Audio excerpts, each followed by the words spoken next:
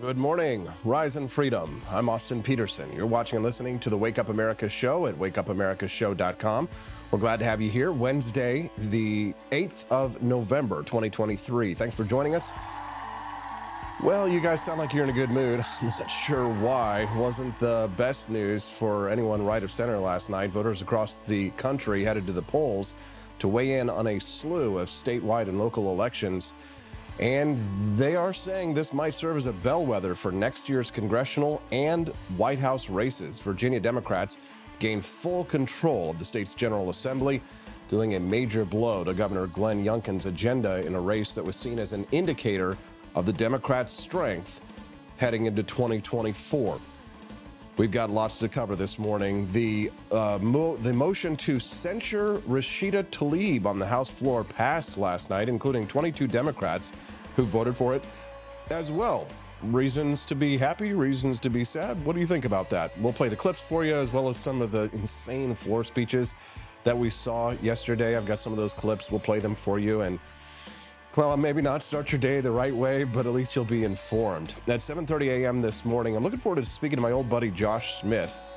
He is a Libertarian presidential candidate, and he's got some interesting views on foreign policy, especially as a former military member. He wants to weigh in the conflict between Israel and Hamas this morning and clear up some of the misconceptions about his foreign policy. He's also taking on the new Libertarian Party establishment. Reminds me of somebody that I knew back in the day. And he's going to join us this morning to talk a little bit about that. At 8 o'clock this morning, we're going to speak to Judge Anna Napolitano about a very spicy topic. This is as spicy as it gets. Do domestic abusers get gun rights? Well, I guess maybe the better way to phrase this is, do people who are suspected of domestic abuse, are they allowed to retain their gun rights? It's definitely a question that you don't want to have over polite company. But hey, we're not polite company. We're a bunch of yahoos watching the Wake Up America show. Over 600 of us this morning here on Rumble. What's up? Corey and Callie says, maybe Republicans should put up candidates worth the crap. Hell yes. America, God bless. Thank you. Absolutely and totally agree. While you're here over here on Rumble right now, do us a favor and click that like button. And if you enjoy the content this morning, make sure you subscribe to our channel here so you can come back and join us. The Wake Up America show streams live every Monday through Friday, 7 to 9 a.m. Central Time. And it's a great way to start your day with a cup of coffee. Founding Flavors. We have our own brand. And you should join us here as a great way to start your day and make sure that you're informed. And we're going to speak to the judge about the Supreme Court mulling the legality of curbs on guns for people who are suspected of domestic violence. That's going to be an interesting one. The U.S. Supreme Court apparently leans towards allowing some curbs on guns for people suspected of domestic violence. That's another bit of bad news this morning. Yikes, sorry. I don't want to be the bearer of bad news. If it was up to me, I would only tell you what you want to hear, and then I could make all the monies. At 8:30 this morning, I'm looking forward to speaking to the Butter and Hose podcast. What the hell, Austin, are you talking about? That's right. We're going to speak to Mike and Derek of the Making Bread and Buttering Hose podcast. They've got a really popular growing popularity, especially after this show today, college football gambling podcast. And I want to talk to them about this clip that was circulating over the last week. Did you see this college football player who, after he lost the game, he jumped into the stands and was crying in his mother's arms, and everybody was talking about whether or not this is appropriate in public? Some people were bashing him for it. Some people were saying, oh, he's just hugging his mom. 20-year-old college football player crying in his mom's arms. What are your thoughts on that? We're going to have them respond to it, and we're excited to talk to them a little bit about politics as well, because apparently they're like us, right-leaning libertarians. Oh, hell yes. Can I get a hell yes? We're going to speak to them this morning at 8:30 a.m. Central Time, so about an hour and a half from now. Make sure you come back and join us to talk to Mike and Derek. It's going to be a great show. All right, well, the mood last night on Hannity was dour. Take a listen. Hannity, we begin tonight with a Fox News alert. Election night 2023 is well underway. Polls are now closed in several key states where close races could serve as maybe a small preview of coming attractions for the 2024 election. In a moment, we'll take you live on the ground in Virginia, where Governor Glenn Youngkin's Trump's GOP turnout strategy is now being put to the test. And some breaking news. Ohio voters, they have passed a constitutional amendment protecting access to abortion, extending statewide wins for abortion rights. As Andy Beshear wins this race called over Daniel Cameron. Tonight, the midterm elections, the last few elections, we must recognize that as a party, good polling does not always translate into resounding victory. Good polling does not always translate into rousing victory, and that's an interesting thing to say in light of the polling that shows Donald Trump winning in 5 out of 6 battleground states over Joe Biden. This is according to a New York Times Siena poll that came out just this week. So maybe we shouldn't be celebrating in the end zone just yet because we're not in the end zone. Reince Priebus. Number one, incumbents that are popular are going to win. Number two, Republicans can't keep stumbling and bumbling on abortion. And number three, we can't keep losing close races. So can't keep losing close races. Yeah, no, that's true. Oh, I've got so many clips of you from yesterday. Here was now. This is just an FYI. There are going to be some curse words in this. This is a Democrat voter at the polls confronting a Republican electioneer outside of the polls.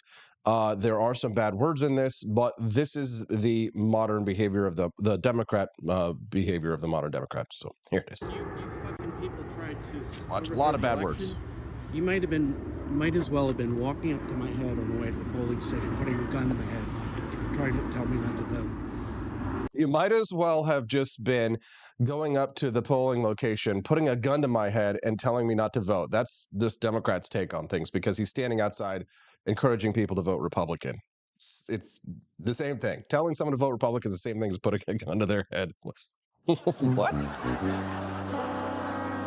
You expect me to not take that fucking personally? You Watch your language, sir. fucking try to overthrow elections with violence, and then you're out here among decent people. Thanks for What do coming you have out to say that, huh? What's on your fucking what are your policy prescriptions? Have a nice day. You've already Fucking voted. That's rapist good. rights, Yeah. involving yourself in people's fucking families and their fucking bedrooms. It's pretty wild. You fucking Dude. animal. If I was a limp-wristed liberal, I would not be confronting any Republican. I would not be going and trying to talk about violence or getting in someone's face like that. He's not done. You try to steal my vote next year, I'm gonna fucking remember you personally. Thank you. I'm just going to go home and I'm just going to bite my pillow is what I'm going to do. I'm just going to bite my pillow. He's very mad. I can take a fucking picture. He's going to take a picture. Oh, no. Oh, no. Is that all right? Yeah, you Permission? can. Yeah. It's a Or- one-party consent Shitbird? state. Shitbird? Yeah, one-party state. I want to revoke this guy's cargo shorts privileges. You want a fucking one-party country is what you want. Hey, sir, how are you? Headed in to vote? Yeah. Could I get a Republican sample ballot? Sure, thank you. You know, So he's handing out Republican sample ballots, and the guy says that this is basically putting a gun to his head. the face of a good neighbor, but they support lynch mobs or the fucking KKK, or they're fucking Bible-beating bigots and freaks. They support lynch mobs and KKK, or they're Bible-beating freaks. Is this great or what? Good morning. If you're just tuning into the Wake Up America show, I'm Austin Peterson. I'm your host. Glad to have you here. Thankful to have you here. Click that like button and subscribe to my channel here on the Wake Up America show. We'll be glad to have you come back and join us here every Monday through Friday, 7 to 9 a.m. Central Time. We're talking a little bit about the shellacking, the beating that Republicans took all across the country. In Ohio, abortion protections will be enshrined in the state's constitution. Voters approved ballot measure on issue 1. In Pennsylvania, the Democrats won a key race for the Supreme Court. In Mississippi, the governor, Tate Reeves, Republican governor, won re-election handily, so a notch up one for the Republicans there. The Virginia Democrats took a lock on the legislature there. They won control of both of the state's legislative bodies, dealing a major blow to Republican Governor Glenn Youngkin's agenda for the remainder of his term.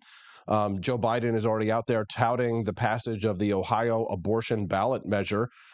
He says Ohioans and voters across the country rejected attempts by MAGA Republicans elected officials to impose extreme abortion bans that put the health and lives of women in jeopardy, force women to travel hundreds of miles for care, and threaten to criminalize doctors and nurses for providing the health care that their patients need and that they are trained to provide.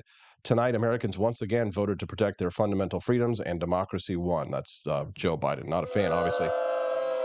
Now, it's going to be interesting to see what happens with Donald Trump and what his messaging is going to be on this one, because as you know, Trump has not been the kind of person to be shy of bucking the typical Republican Party pro-life, in every single case sort of regime, if you will. And a lot of conservative Republicans have given Trump a lot of heat for comments that he's made about abortion that are, you might say, wavering in contrast to typical Republican stances. So I predict that Donald Trump is probably going to come out and make a statement and say, hey, listen, you're not going to be, you cannot be as straight line abortion as you want to be and still be a major player in national politics. You're going to have to back off of some of your positions on abortion in order for Republicans to be able to win elections. You may not like that. I may not like that. I may not agree with that. But I am convinced that Donald Trump is probably going to do something like that because he wants to win re-election too next year. And well, frankly, we all know that Donald Trump has not always been the biggest pro-life candidate of all time. Lots of people have disagreed with that. They say, well, he voted or he picked Supreme Court candidates that were very pro-life. Well, yes, that's true. However, his own personal statements have been somewhat to the contrary of that. And he said that in recent weeks, in recent months. So it'll be interesting to see what Donald Trump says about that. We're glad to have over 1,100 people here today. I appreciate that. It's wild, too, because I'm pretty sure we are featured for a front and center on rumble.com. I was going to say, we don't normally get that. Thank you very much to rumble.com for putting us up front and center here on the show, on the website today. We appreciate that. It really does help our small business to grow. And speaking of our small business, if you haven't heard, my wife and I have started up our very own coffee brand at ap4libertyshop.com. What I highly recommend that you do today is to check out the website, check out the shop. There's a ton of things there, not just coffee. Don't tread on me shirts, phone cases. One of our shirts that's been going crazy, people have been buying, going like hotcakes, is our Pepe the Crusader Knight shirt, which is just, if you go to our website, ap4libertyshop.com, and type in Pepe Crusader, we've got a whole line of Pepe the Crusader merchandise. People seem to love Pepe as a Crusader Knight for some reason. But we've also got a delicious coffee brand, founding flavors. My favorite is Thomas Paine's Painkiller Coffee. So visit them at ap4libertyshop.com. Also, a quick reminder to our moderators today that I want to grant permission to the Making Bread and Buttering Hose podcast guys today. They're allowed to drop their own links and promote their own channel today because they asked permission. So they're going to be joining us today at 8:30 a.m. today. Looking forward to talking to them. Josh Smith will be joining us here at about 7:30 a.m. I've got some more great clips for you from the floor of the House of Representatives yesterday. This is Missouri Representative Cori Bush, who is speaking out against the move to censure Rashida Tlaib for some of her anti-Semitic comments. But before we get there, not only has Rashida Tlaib made a lot of anti-Semitic comments out there in public, she said a lot of other crazy stuff as well. And Ilhan Omar, did you see this? Why didn't they get Ilhan Omar on this one too? Take a listen to this. Our country should be more fearful of white men across our country because they are actually causing most of the deaths within this country. I would say... Wait, what? White men are causing the most deaths in this country? Oh, my lovely lady, have you been to the south side of Chicago? I'm fairly certain that's not true. This is Representative Cori Bush from Missouri, bringing great shame to my home state. Of a lack of care and a lack of understanding and a lack of seeing the humanity of folks who look like Rashida Tlaib. It's outrageous that my colleagues are blatantly attempting to silence the only Palestinian American representative right here. It's outrageous, but it's not surprising. And let me tell you, it's It's not surprising because this place is where 1,700 members of Congress, this elected body, enslaved black people. It's not surprising because they thought it was right. It's not surprising because this is a place where members continue to claim that the insurrection on the Capitol just appeared to look like a normal tourist visit. It's not surprising because this is the place where our black and brown staff members repeatedly speak of experiencing racism and sexism, Islamophobia, get pushed off of elevators, You forgot misogyny, woman. How could you do that? You got to say racist, biggest, sexist, misogynistic, and the KKK and the homophobia. And all. Here's Rashida Tlaib herself responding to the move to censure her. And anti-Semitism makes us all less safe and worry that your own child might suffer the horrors that 6-year-old Wadia did in Illinois. I can't believe I have to say this, but Palestinian people are not disposable. Oh, God. How dare you? Is she going to be okay? We need a fainting couch. We are human beings, just like anyone else. My city, my grandmother, like all Palestinians, just wants to live her life with freedom and human dignity we all deserve. Oh, shit. Oh, shit, she wants to live in freedom. I don't think so. I don't think so, Rashida. I don't think... I love it when they use the F word, right? Not that F word, my F word, freedom. You know they don't want to live in freedom. They want to enslave. They want to enslave all of us and live under Islamic fascist theocracy. Speaking up to save lives, Mr. Chair, no matter faith, no matter ethnicity, should not be controversial in this chamber. The cries of the Palestinian and Israeli children sound no different to me. Why? What I don't understand is why the cries of Palestinians sound different to you all. We cannot lose our... Well, it's hard to hear the cries of the Palestinian children over the rockets that their parents are firing into peaceful Western nations, isn't it? Here's Rashida Tlaib, who got kicked out of an event recently. Take a look at this. This is her. That was Rashida Tlaib. The one side of Rashida Tlaib. Let's see the other side of Rashida Tlaib. You guys are crazy! You're an animal! Get a job! You're an animal. You're an animal. Get a job. One more time. Take a look at this.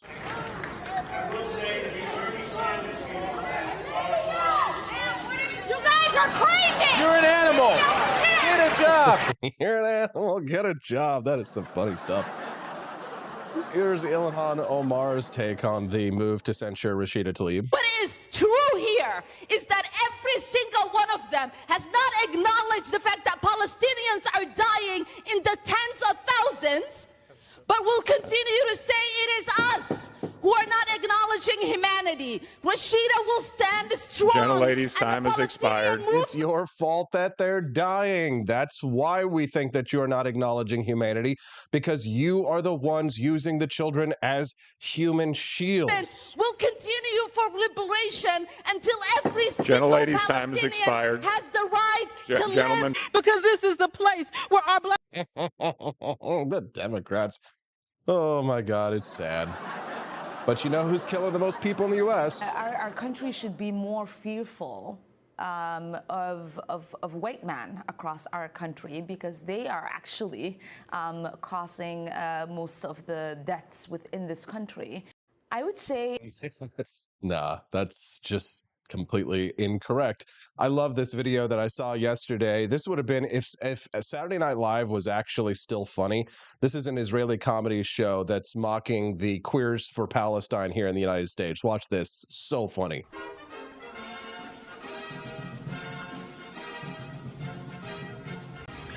Hi everyone, we are live on YouTube with Colombia Anti-Semitic News, where everyone is welcome. LGBTQH. H? Hamas. Yeah, I totally sim Hamas. Yeah. It's so trending right now.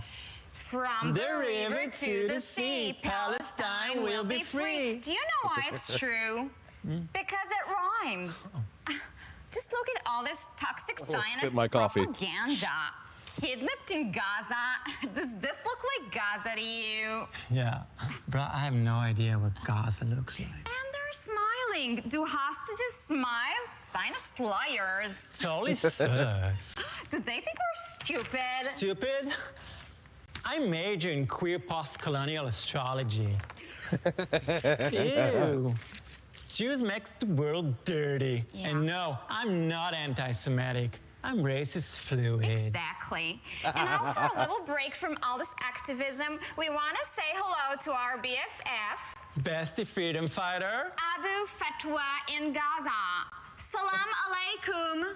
Alaikum as-salam, and inshallah, Allah will kill you all infidels. Thank you so much for joining us. Love the headpiece, the all oppression chic. Very drip. Mr. Very drip. Fatwa, how are you? Are you safe? Oh yes, I'm safe. I'm in a tunnel under the Gaza hospital.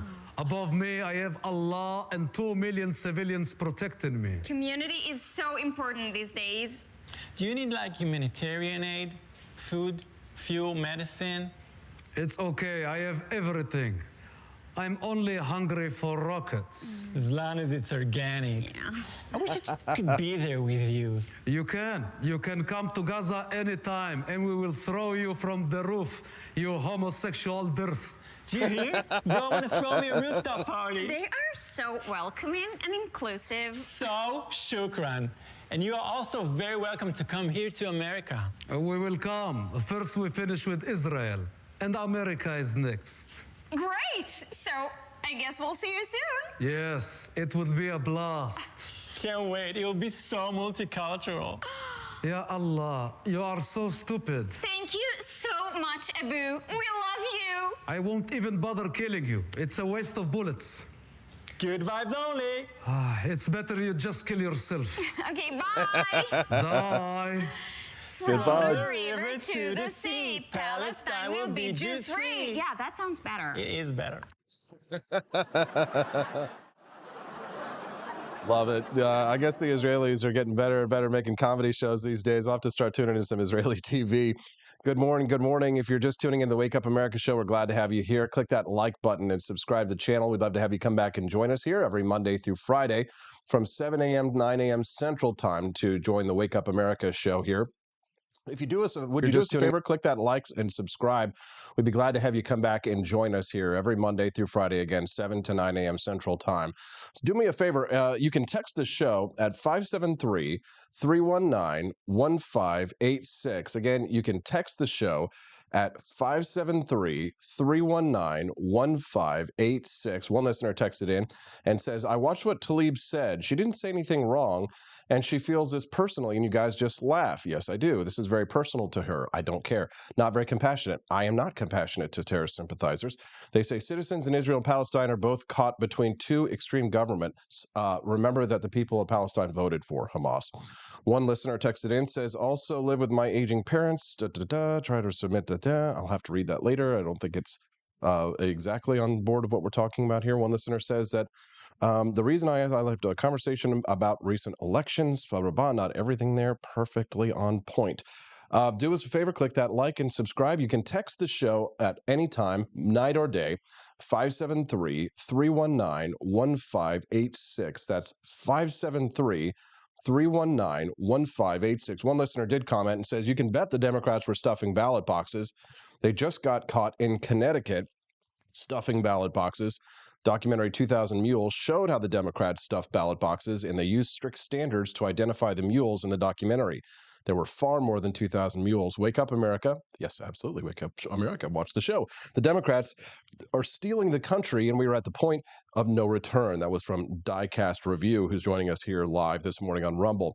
If you'd like to have your words read on air, you can send us a text today, again, at 573-319-1586. One listener did say, overconfidence will make us lose in 2024. I completely agree. We must absolutely fight as if we are losing, because we might be. Joe Biden was asked about the possibility of a 3-day pause, humanitarian pause, between the conflict in Israel and Hamas. Take a listen. Sir, did you ask Bibi for a 3-day pause? He pokes chance to talk to the guy. I did ask him for a pause in the past yesterday. Still waiting to hear from other people. Didn't get a chance to talk to him today. Did ask him for a pause in the past yesterday. What in the hell is the commander-in-chief trying to say? Nathan Bedford Forrest over on the live chat says, ask most of us that served overseas and saw the result of the phony wars on terror and started looking into the why and the lies that wasted over $9 trillion and killed over 1 million, all for Israel, he says. Well, I am actually going to ask a person who served overseas in the war on terror, because we're going to have Josh Smith joining us here in less than 5 minutes. You don't want to miss it. While I'm on a commercial break and getting Josh Smith on stage for you here, be back in 2 shakes of a lamb's tail. Check out ap4libertyshop.com. That's AP, the number 4. Go shop around in the shop. I'll be right back with Josh Smith to answer that question for you, Nathan Bedford Forrest, on the Wake Up America Show at wakeupAmericaShow.com. Expanse of time, a year might seem like a mere moment, but oh, what a year it's been. In September 2022, Austin and Stephanie Peterson embarked on a journey to wake up America. They began humbly, with just 20 souls tuning in, learning, listening, and though challenges arose, like the looming shadow of YouTube demonetization, their spirit never waned. And now, thanks to you, thousands rise with the sun to join them, to listen, to engage, to be a part of a community. So here's to you, and to Wake Up America, for memories shared, for friends made, for the journey ahead, and for never, ever forgetting to rise and freedom. Happy anniversary. I'm Donald Trump, and I approve this message. Believe me, Austin Peterson is the best. He's got the greatest Wake Up America show I've ever seen. Whenever I tune in the mornings and watch the live stream, let me tell you, he has got the absolute best content. I love his guests. It's just a total blast to watch, and I highly endorse and recommend the Wake Up America show. It's terrific, believe me.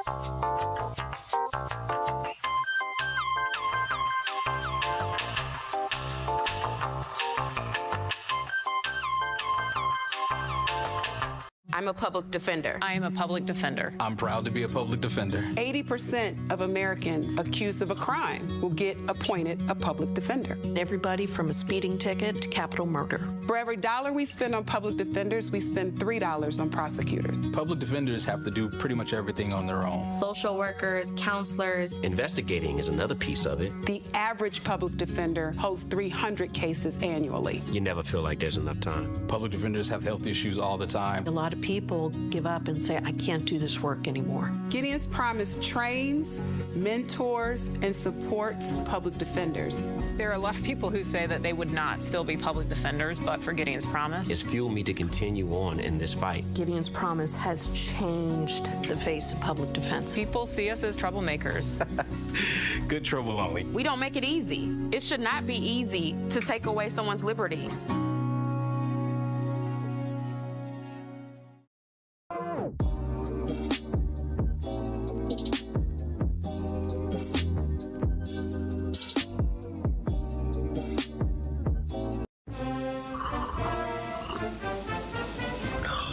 Tired of spending your hard-earned money on woke corporations that don't share your pro-freedom values? Fed up with sipping liberal lattes and progressive cappuccinos? Introducing Founding Flavors from AP for Liberty Shop. Get your day started with Washington's Revolutionary Roast. As robust and principled as the man himself, this blend is the shot of energy heard round the world. Or maybe you want to taste the fervor of freedom with Adams's Patriotic Perk. It's as dynamic and balanced as the U.S. Constitution, sure to awaken your spirit of liberty. For the aficionado avocados, we've got the Jeffersonian Java, a complex mix of flavors that speaks volumes about your refined tastes. And don't forget Betsy's Liberty Lullaby, our decaf option, crafted with the same care and dedication Betsy Ross put into our Star-Spangled Banner. This blend lets you enjoy the taste of freedom anytime without losing sleep. No woke beans here, folks. Just pure, patriotic, pro-freedom flavors brewed with love for liberty. So why compromise your principles for a cup of coffee?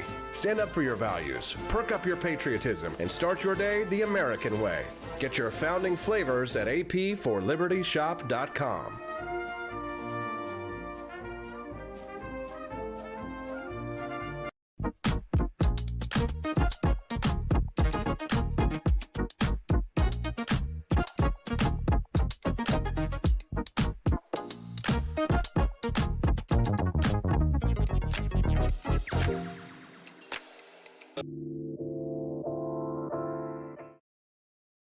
I would say our country should be more fearful of white men across our country, because they are actually causing most of the deaths within this country. Good morning. Rise and freedom. I'm Austin Peterson. You're watching and listening to the Wake Up America show at wakeupamericashow.com. We're glad and grateful to have you here. Don't forget to click that like button, subscribe to the channel. Come back and join us here every Monday through Friday from 7 a.m. to 9 a.m. Central Time. We'd love to have you come back and be our friend. We make a lot of friends over here on the show, and I'm happy to see over 1,700 people joining us live. Thank you, Rumble. Rumble has absolutely transformed me and my wife's small business here at the Wake Up America show, where we run a 5-day-a-week live stream here, 2 hours every Monday through Friday. It's a great way to start your day. We also run an awesome merchandise shop, apforlibertyshop.com, where we've got all kinds of cool liberty-loving, conservative, and libertarian merchandise, shirts, things like that. And if you are a coffee drinker and you love premium coffee, make sure you try our Founding Flavors brand as well. Why buy coffee from companies that hate you? Starbucks, they definitely hate you. Black Rifle Coffee, they threw Kyle Rittenhouse under the bus and said that a lot of their supporters were racists. You'll never hear that from me. I only like you, and I only love you, and I only use the money that you spend on our shop to fight for economic freedom and personal liberty. I'd love to hear your thoughts on what's going on in the world. You can text the show at 573-319-1586. Again, the Wake Up America show would love to hear from you today, your thoughts on what's happening in the world at 573-319-1586. Again, one more time, 573-319-1586. Sounds like Josh Smith is running a little late. He says that his Zoom is updating, so we should get him in here in about a minute or two. We're going to talk to Josh Smith. He's a veteran of foreign wars, and he's going to be joining us in here today to talk about his thoughts on the conflict between Israel and Hamas. But for those who might just be joining us last night or this morning, a little bit of bad news from last night. Voters have their voices heard, and it was a big old fat donkey punch. No, not that donkey punch. Kentucky voters reelected Governor Andy Beshear, a Democrat in a solidly red state. Mississippi Governor Tate Reeves, a Republican, won reelection in another red state. But in Ohio, a big loss for lifers, and that is abortion protections will be enshrined in the state constitution as voters approved ballot measure issue 1. It was not a good night for Republicans, especially in Virginia, where Democrats appear to now have a lock on both houses, the Senate and the House of Representatives in Virginia, which means that the Republican governor, Glenn Youngkin's agenda is very likely to not be able to get across the finish line. So the big question that I have, especially for many of my libertarian friends who I've been sort of at war with, if you will, over the past few weeks over the conflict in the Middle East, the big question that I have for many of my libertarian friends, which I very rarely get a good answer for, is what should Israel's response have been to October 7th? So let's get someone who has some experience in the Middle East on the show. He's running for president of the United States. He's one of my top 3 picks at the moment right now for president. So I'm glad to have him back on the show here again right now. He's joining us live. Josh Smith. Good morning, Josh. How are you, sir? Good morning, Austin. Thanks so much for having me on. I appreciate it. And nice 7:30 is time. early, but it's not that early. Yeah, I'm trying to be more presidential. You know, people keep getting upset with me. If you're running for president of the United States, I imagine wearing a tie and getting up early is going to be on the menu. Absolutely. Josh, what should Israel's response have been on October 7th to the terror attack that murdered their civilians and shot their dogs? Sure. And look, I know that you and I vehemently disagree on the bombing of civilian buildings. I've talked about it quite frequently. I know you watch my Twitter. I know you see it. But I do believe that they have the right to defend themselves. I do believe that they have the right to declare war on people who have attacked and murdered their citizens. I've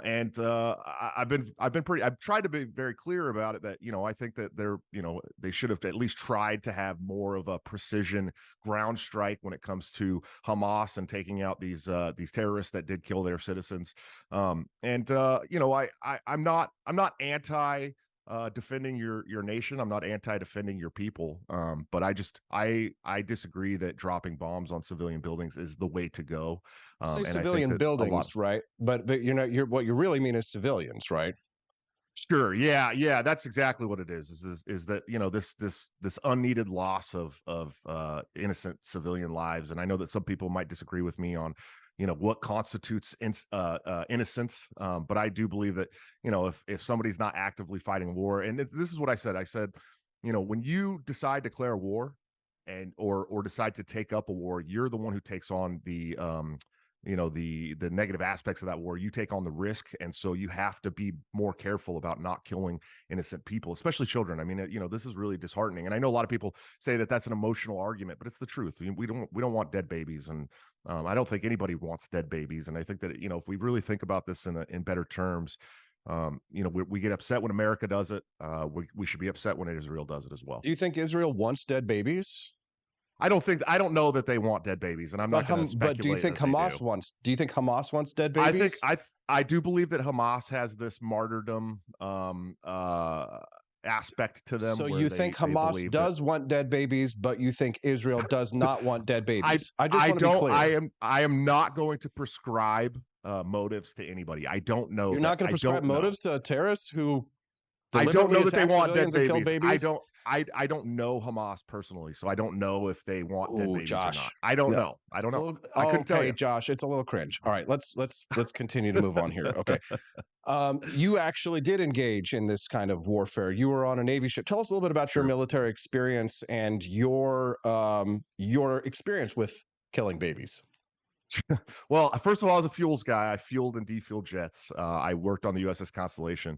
I joined the military after 9/11, and it's much the same. I wanted to go and protect my countrymen from the evil terrorists. I didn't want them coming after my community. And but the thing about it was that we were told that these were Saudi nationals via Pakistan that attacked the Twin Towers. And at 18 years old, I'm sitting in the middle of the Gulf at war with Iraq, and really, it's what made me a libertarian at the end of the day, right? That's what gave me my anti-war sentiment, was that we were in a war that we were lied into, and a lot of innocent people did die. And if you look back from 1989, the Iraq War won. It's a lot of children. I mean, hundreds of thousands of innocent people died in Iraq, and it's for me to atone for that, even though I wasn't personally killing people, but I was a part of the machine that did that. I've spent the last 20 years of my life trying to advocate for these anti-war causes and hoping that we can find some kind of peace in the world. And I think that starts with America, because we do have a foreign policy that is corrupt and hard to deal with for the rest of the world. And and here I am, an American, trying to end as many wars as I can. So between Palestine and Israel, which civilization is more libertarian? I couldn't tell you, buddy. I don't know. I've never lived in either country. I do know that they both have some seriously tyrannical. Hey, they do. They both have some seriously tyrannical policies and governments. There's no doubt about that. Don't dodge Zero here. doubt. You're going to tell me that you're going to tell me you don't know which civilization between the Palestinians and the Israelis. One side is having dance parties, big gay dance parties on one side. One side throws the homos off of the roof. If you want to talk, I mean, if you want to talk about just pure religious policy, liberty, there's definitely going to be some more freedom in Israel. There's no doubt about that for the citizens of Israel. There's no doubt about that. And look, I want to make it very clear that Hamas sucks. I'm not a fan of Hamas, and Hamas has also terrorized their own people for many years. Right. Right. So I do hear quite frequently that it is an open air prison. If that's the case, wouldn't Hamas be the jailers? Partly, and then the blockade and of course the resources are controlled by Israel as well. So and Hamas doesn't control the resources. What percentage of the actually Hamas does control the resources? I'm sure you probably listen. I'm sure that you probably heard my debate with Dave Smith where I had to correct him on the water rights that are there. You probably I have not listened to that debate. You might have missed out on me having to correct his very highly emotional arguments about the Israel cutting off water to Gaza. Israel controls 6% of the water that goes into Gaza. The rest of the water that's there is controlled by Hamas. Hamas has actually prevented the creation of water wells. What about the electricity? Israel controls the electricity. They control again another minority position, and they sure seem to be having a lot of electricity that they're using there to screen footage of the mass murders that they engaged in, and they've got their cell phones lit up and they're burning electricity like crazy. So if you actually look, the majority of electricity is controlled there again by Hamas, but controlled by Hamas. Again, they are the jailers there. My beef here, Josh, is that it just seems like there's a lot of intellectual dishonesty in order to serve an ideology. And it's like, I want to be a libertarian, but I also want the facts to be correct first, right? Like if you can't just change facts in order to fit an ideology. That's not how the world works. Sure, but I am not here to argue on whether all the facts are correct or not. My main concern is dead innocent people, and I would love to see that stop. Now, to take it a step further, I'm an American. I'm worried about American foreign policy. I want America out of it. I don't want any money spent on more boots on the ground. I do believe that the West knows that if we put boots on the ground in Palestine, that it's going to increase our chance of terror attacks in the West. That will help them get the war that they want with Iran. I think that the West has been pushing for this war for a long time, and I'm more worried about that than anything, because I know that we've been in these endless wars in the Middle East as Americans for many years, and it's time for that to stop. It's not interventionist to the is it interventionist for us to spend American resources to secure American hostages? If American facial expression says a lot more than the words you're using this morning, Josh. I'm not against some kind of and they're going to use this as a clip against me, but I'm not against getting our hostages back. And I think that some kind of precision ground troop to get our American citizens back is not out of the question, but actually going there and helping with a war is got to be out of the question for the American public. What does it mean to be a neocon? Oh boy, it's so conflated now, but it's perceived in our circles, especially as a interventionist Republican, somebody who doesn't want to just conserve American dollars and American lives, but also send American troops to die around the world. And that's really what it's been used as for since the John McCain and George Bush era, as far as I can tell. Is someone a neocon if they morally side with Israel in the conflict, but don't think that American money or troops should be sent and spent in the conflict in the Middle East, meaning that they don't think that the United States should be involved, that they should stay out of the conflict, but they do morally support one side or another? Does that make someone a neocon? No, I think neoconservatism is actually trying to send American troops to die in foreign wars. I think that's the biggest detail, in my opinion, when it comes to the American neocons, at least. And I wouldn't say that Israel's Zionist government isn't neoconservative in some aspects, but the Americans are typically when a politician wants to send our troops to die in foreign wars that aren't needed, that don't benefit American public. Got it. I'd like to switch topics here for a little bit talk about your presidential run. If you're just tuning in live, 2,000 of you are. Good morning. Welcome. Big audience for you today, Josh. Glad to have all of our friends joining us here today. Make sure you click like and subscribe to the channel if you want to come back and join us every Monday through Friday from 7 a.m. to 9 a.m. Central Time here on the Wake Up America show. Now, I am not endorsing anyone for President of the United States just yet. I've been keeping an eye on things. I will say that Josh Smith does seem to be the most reasonable presidential candidate out of all of the Libertarian Party candidates, but there does seem to be that the establishment of the Libertarian Party as it is now, which is a different establishment than it was when I ran in 2016, seemed to have the knives out for Josh Smith. How is the Libertarian Party doing these days? Recruitment, numbers, fundraising, and things like that. How's the party in general doing? And then we'll sidestep and we'll talk about your campaign. Sure, not very good. I would say not very good. And I've been fighting since you ran for president, essentially, to change the national committee, to change the state parties, to try and get a more libertarian, hardcore libertarian perspective going on there. I was a big Nick Sarwark fan, right, in 2016, if you can believe that. I saw his speech about your tears are delicious and your parties will die, and I was like, yeah, this guy's awesome. And then I watched him start attacking my heroes like Ron Paul and Eric July and Dave Smith and a lot of great people that have helped me shape my opinion of the world. And so I started running for chair in 2018, and we didn't have anybody. Nobody had our backs. Nobody. We were a small minority, and we were loud, and we fought hard. And in circa 2022, we take the national committee, and I'm like, yes, this is finally what we wanted. We did it. Unfortunately, the work on that committee by some people has faltered to a point where donations are way down, membership is way down. The party is not doing well nationally, and part of the reason I'm running for president is because I want to bring a lot of those people that are jaded after the takeover in 2022. I'm bringing them back to the table because they wanted something to be excited about. They wanted to see the work after the takeover, and they weren't seeing that. So now we have a campaign that's doing exactly the things we said we were going to do. We've been on Tim Pool twice. We're going on PBD. We're going on Sean Ryan. We will get on Joe Rogan. I mean, we're doing all the things that they wanted out of a candidate. And so hopefully we bring enough people back to the table that we can excite them again and get those numbers back up. And, usually at this time, there's a huge raise in membership and donations for the upcoming presidential race. And we hadn't seen that. So, I'm hoping that changes, and I'm hoping that we do get the health back. The Mises Caucus, who were the leaders of the takeover these days, they seem to they were your friends at once. Now they seem to have turned against you. They're supporting another presidential candidate, someone who I wasn't familiar with until just this year.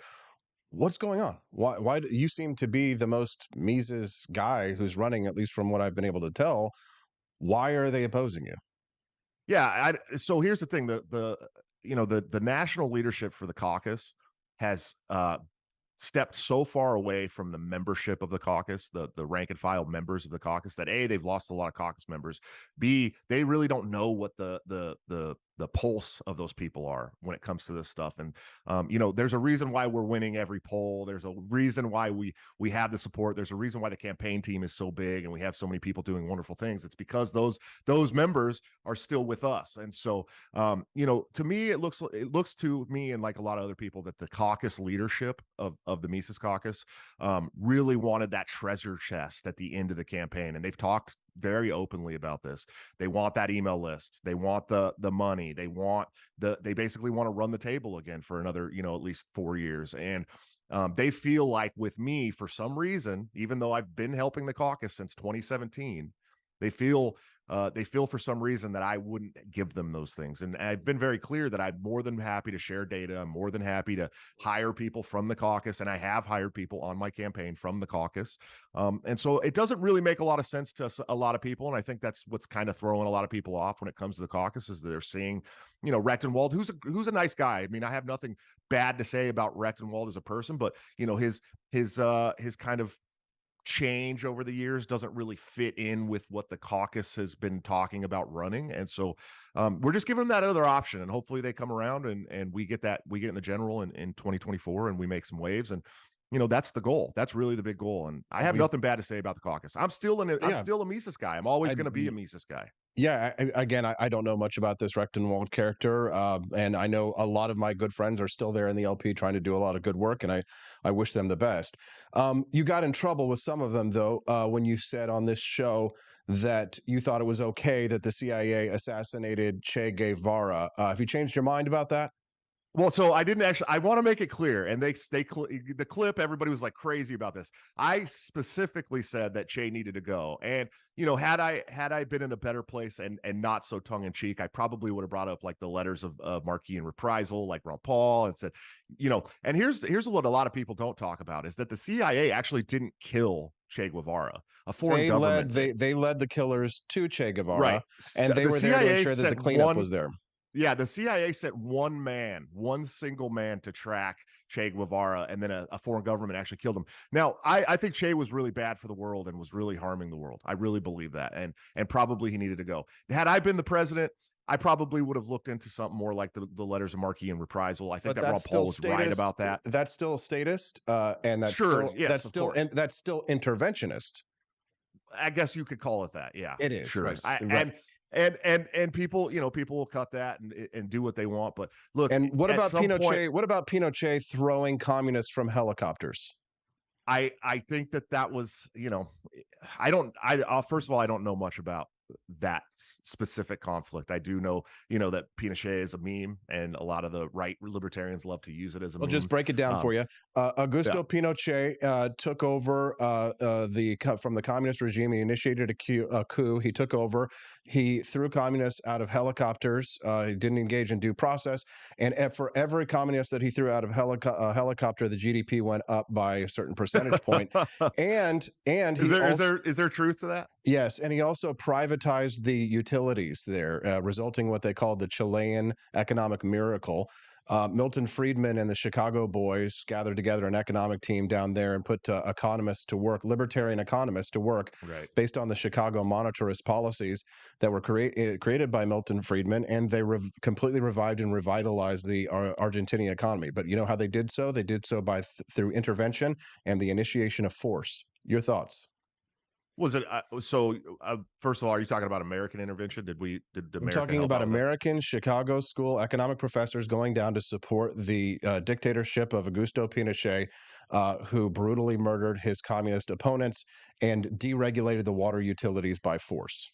Well, I don't think that's American interventionism. A ton of economists went down to El Salvador to help them get onto that Bitcoin legal tender as well. I don't think that's interventionism. I think that's helping another economy grow by giving pointers. And I think when I speak of interventionism, I'm talking about regime toppling through American force. I'm talking about those kind of things. So to me, that's different. I think that Americans going down there and helping out. Do you agree? Do you think that if the United States were to stop its spy activities in the world, do you think that if we abolish the CIA, the NSA, do you think if we abolish many of our foreign agencies, do you think that other countries would all do the same? Do you think China and Russia would stop intervening here in the United States? Probably not. No. So wouldn't if it is true that the Russian intelligence agencies and the Chinese intelligence agencies are constantly meddling and intervening in our affairs here in the United States, that we should have some kind of institutions dedicated to counteracting that? I don't know. I can't give you that answer. I think that if we could look to another market. Yes. Here's the thing: you're never going to win a libertarian purity test, Josh. I know. You're not running for president of the Libertarians, and I know you got to win the primary. But just remember that what you say here and what you do here, and the promises and the pledges that you make in the coming year will weigh heavy on you. I'll tell you this, Josh, that I made a lot of pledges and promises when I ran in 2016, not to the Libertarians, but to the American people. And although there was no requirement for them to be fulfilled, I still remember the promises and the pledges that I made, because you're not running to be president of Libertarians. You're running to be president of the United States. Oh, I'm fully aware. And I've been very clear about what my actual logical plans are. And we've talked about this, and Vivek talks about this, and other great presidential candidates talk about this, that the president actually doesn't have the power to abolish these agencies. That's not something that the president can do. You can urge Congress, but it takes an act of Congress. But I do believe that a lot of these agencies are way overly inflated, especially when it comes to the FBI, the CIA, the NSA, the IRS. I mean, definitely the IRS. Would we hire 87,000 new agents for what? To bother middle-class dads that are raising children? It's crazy to me. So when it comes to the CIA, when it comes to the FBI, I would lay off a huge portion of that workforce, and then get down to a point where they are now pointed at the things they were supposed to be built to protect. FBI going after interstate sex traders and interstate serial killers, the things they were born to do, and then see from there what we could do. If Congress sees that they're useless after that, then Congress can make that decision. But as a presidential candidate, I only promise to remove the workforce back down to what these agencies were meant to do in the beginning. I like that. Josh, be proud of who you are. You've done nothing to be ashamed of in your past. As a matter of fact, you've served this country honorably and well, more than I have, more than many people have, and more than your critics in the Libertarian Party have. Now you seek the highest office in the land, like many military veterans have in the past. You're one of the few people that can go and stand at Arlington Cemetery amongst the graves of your brothers and sisters and can reflect on their sacrifice and understand and be knowledgeable about what they have gone through, the generations of American dead and wounded who have sacrificed in order to ensure that American liberty will endure. You're going to suffer the slings and arrows of outrageous fortunes in the next year, but you should be proud of who you are, be strong, and remember, no matter how much they try and shame you, or no matter how much they try and contradict you, or no matter how much metaphorical acid they throw in your face, that you've done a great service to your country, and we appreciate it very much. Is there anything else you'd like to share with our listeners before we let you go? Sure, and I want to be clear before we get off. I joined for very noble reasons. I wanted to protect my American people and my family and my friends. My biggest concern is the mission and of the corrupt mission of Iraq, and that was what I want to atone for. I don't want to make it out to seem like I hate all military soldiers and sailors and airmen. I don't. I think that you probably joined for noble reasons and want to do something right. So go follow me on Twitter at Joshua At Large. Of course, check out the campaign website at joshuasmith2024.com. You can find out many ways to help us there. There you go, Josh Smith. He's running to break this system against two establishments at once. Boy, talk about David and Goliath there. Josh, thanks for your time today. We wish you the best of luck. Come back and join us again real soon. Thanks a lot, Austin. Have a good one. Thanks very much. What do you think of Josh Smith? Send us a text at 573-319-1586. If you're suspected of domestic violence, let me ask you this. Should you lose your gun rights? Well, the Supreme Court might be willing to say, maybe. That Supreme Court, our Supreme Court, the conservative Supreme Court might be willing to take away gun rights from people who haven't committed a crime, or at least are just suspected. That's the talk when we get back with Judge Napolitano on the Wake Up America show at wakeupamerica.show.com. Want an engaging website to boost your business? You're just a click away from 5-star Fiverr talent. Hundreds of freelancer skills like web design. Head to Fiverr.com today and get something started. American conservatism is distinct, like America is distinct from the United Kingdom. American conservatism's roots comes out of the Wild West, out of pioneerism. The difference between American conservatives and European conservatives is that Americans are cowboys. We are that God, guns, gold, and girls. It's wild here, and we should stay that way. We shouldn't allow a European version of conservatism to come and infect us here. We like it wide open spaces here, deep in the heart of Texas and all that.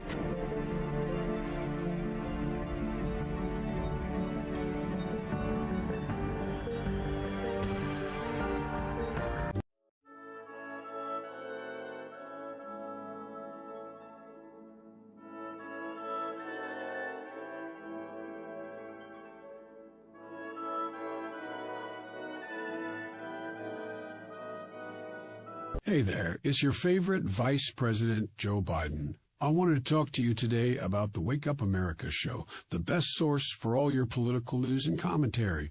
But before I get started, let me just make sure I have all my notes in order. Okay, where was I? All right, the Wake Up America show. It's a great way to stay informed and make your voice heard. Boy, what was I saying again? Oh, right. The Wake Up America show. It's important that we all stay engaged and knowledgeable about what's going on in our country and, the thing. But hold on, where was I going with all this? Oh, yeah. The Wake Up America show.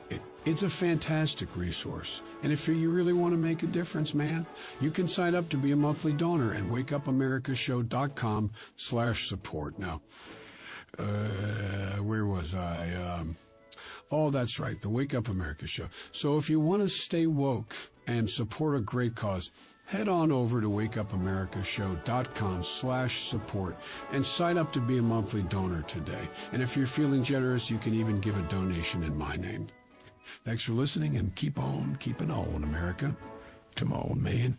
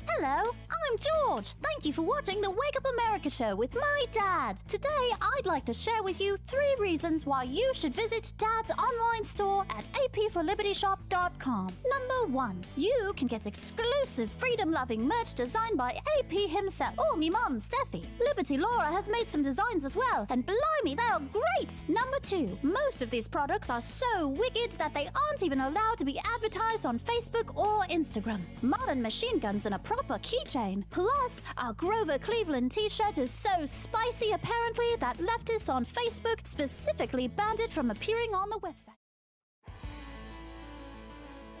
Good morning, Rise and Freedom. I'm Austin Peterson. You're watching and listening to the Wake Up America show at wakeupAmericaShow.com. We're thankful to have you here today. How are you feeling today? I know you're excited. Everybody wants to hear from my next guests. I know what you've been doing. You've been setting it on your calendars. You say, okay, Wednesday, 8 a.m., it's big brain time, because we all know whenever you're watching the mainstream media or a lot of other shows, you get that brain drain. You know that feeling at the end of watching something when you feel dumber for having listened to it? So you say to yourself, well, Wednesdays at 8 a.m. is the time that I can go and fill up on all of the good stuff. One of the best, most outspoken, one of my biggest inspirations for my political career, Judge Andrew Napolitano, is the host of the Judging Freedom podcast, as well as writing a weekly column at judgenap.com. It's required reading. I won't use the government to force you, but I will strenuously suggest that you visit his website, judgenap.com, and read that weekly column just like I do. Joining us now, the man with himself, Judge Andrew Napolitano. Good morning, Judge. Good morning, Austin. Thank you again for your generous introduction. It's also the highlight of my week, in part because of our happy, long-term, lifelong professional relationship, and in part because of the seriousness of what we discuss. Absolutely, Judge. And you always make me think about things from a way that surprised me. I know you quite well because of our time working together, and because I've read, everything you've ever written, all of your books, Theodore and Woodrow, A Nation of Sheep.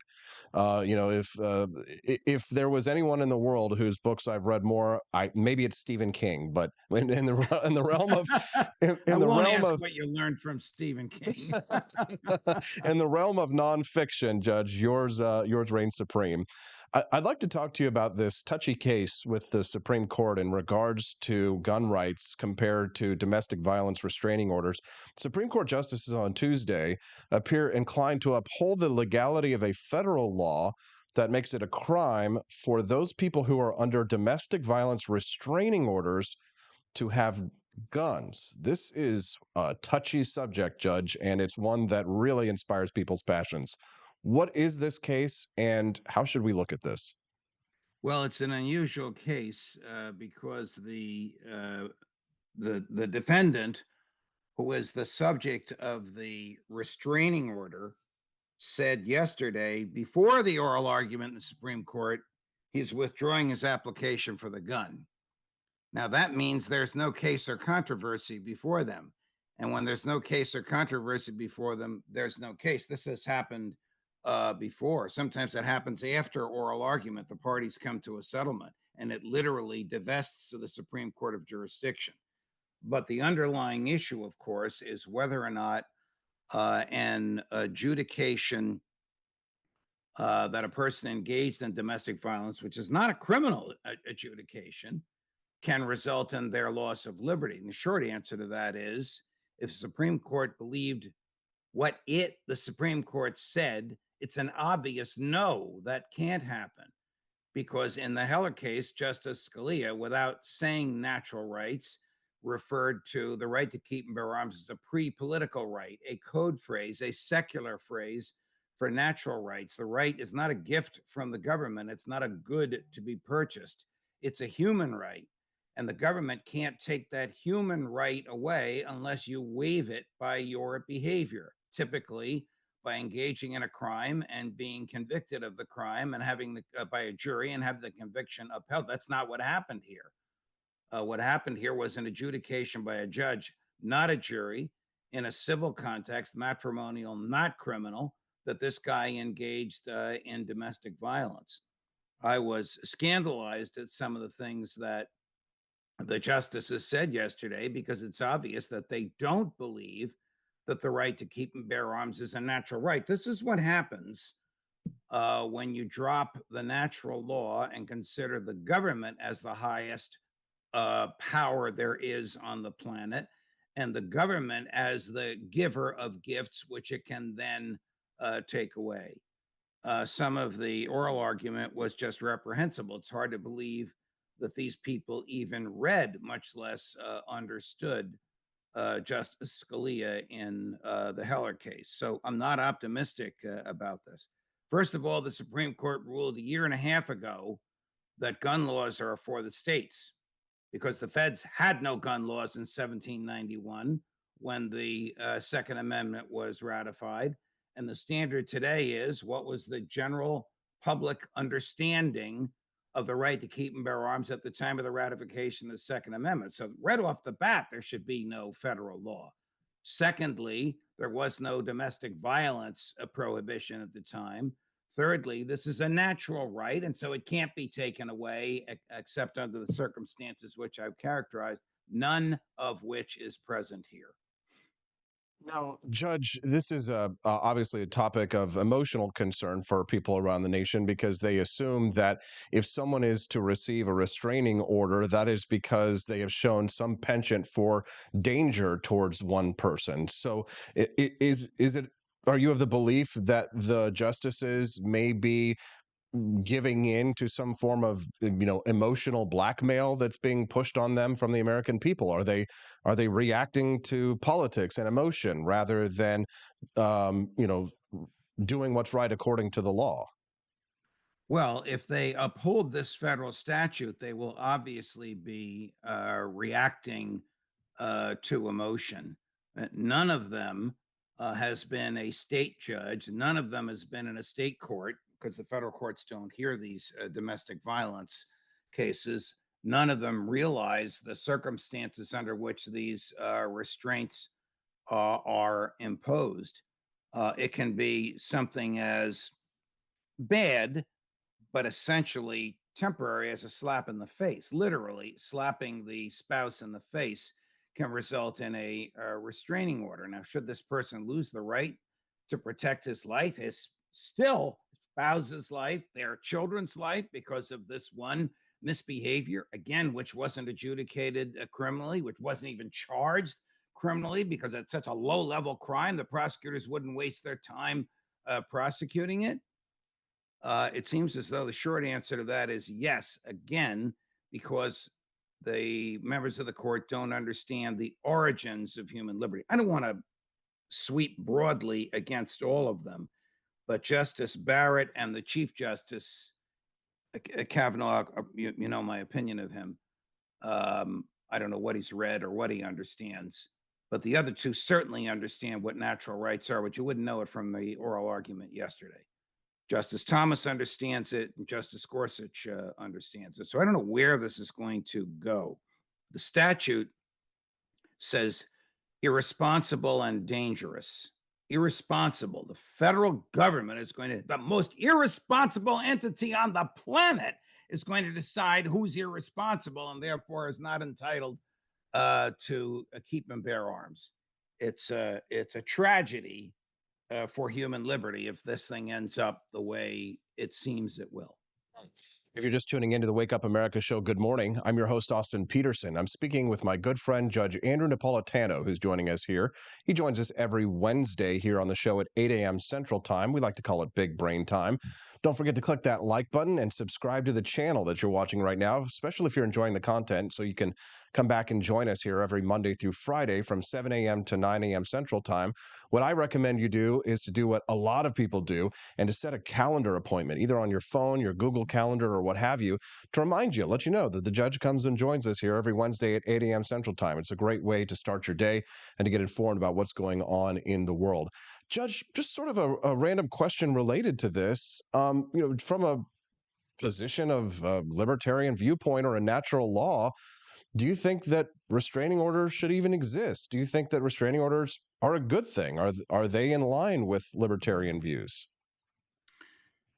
They're not, because again, they purport to regulate behavior in the past rather than punish in the future rather than punish behavior in the past. They're an out for judges, so that the pressure is no longer on them. Well, I did everything I could. I signed a restraining order. You know, a person determined to engage in violence is not going to stop because of a piece of paper, no matter who signs the piece of paper.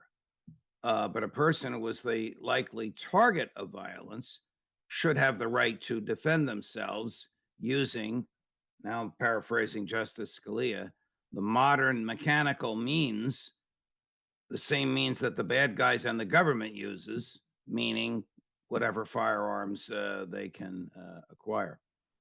Yeah, I'll give you a little aside on firearms. The government of Israel has requested from the United States government a gift of $34 million for 27,000 rifles. The rifles are machine guns, unlawful for any American to own. And the federal government is going to give these things to Israel to give to settlers in the West Bank. You ever fired a machine gun? I mean, you'd have to be Arnold Schwarzenegger in his prime to do so accurately. The blowback is so severe and overwhelming. It's impossible. Well, I have fired a machine gun. Have you, Judge? Yes, in the military, I fired a machine gun, so I know what it's like. What kind of machine gun did you fire? Oh, God. Austin, this is before you were born. This was a basic training, Fort Knox, Kentucky, 1970. I have no idea what it was. I just remember trying to control it. It wasn't 50 caliber. But are the machine guns that they're sending? It was 50 caliber. I'm sure it was. It had a belt. Yeah. Okay. Oh, so belt fed. Okay. So if they're sending them belt fed machine guns, they probably will mount them on something. But if they're sending them M16 machine guns, the recoil is actually not so bad on those because they only fire a small round of 5.56 caliber. Now, if they were sending them, chain guns or something like that, then yeah, you'd have to be a lot bigger to be able to wield something like that. But I think your point is the most important thing here, because we deserve those machine guns here at home. That's our money. Those should be my machine guns. So the federal government takes away a natural right from every human being to defend yourself using modern mechanical means, Scalia in the Heller case, but allows U.S. manufacturers to sell those modern means to foreign governments. Actually, not sell them to foreign governments. Sell them to the U.S. government, which will give them to foreign governments, which will give them to illegal settlers who will use them to kill the people whose land they stole. Follow it? Yes. Barney Stiles, by the way, in the chat probably has it correct when he says that what you probably shot was an M60 machine gun, aka the Pig, which I think that's what my dad actually carried. You guys were in the military right around the same time. So anyways, I'd like to move on to another topic here very briefly, Judge. The 14th Amendment... The Pig, they call it the Pig, yes. Right. The 14th Amendment challenges to Trump's candidacy are likely Supreme Court bound. There's a very good chance a lower court rules against Trump. What is this about, Judge? Well, the 14th Amendment, which is ratified in 1868, which the southern states accepted with a gun to their head, which New Jersey and Ohio rescinded their ratification after they ratified it, but Congress counted the ratification anyway.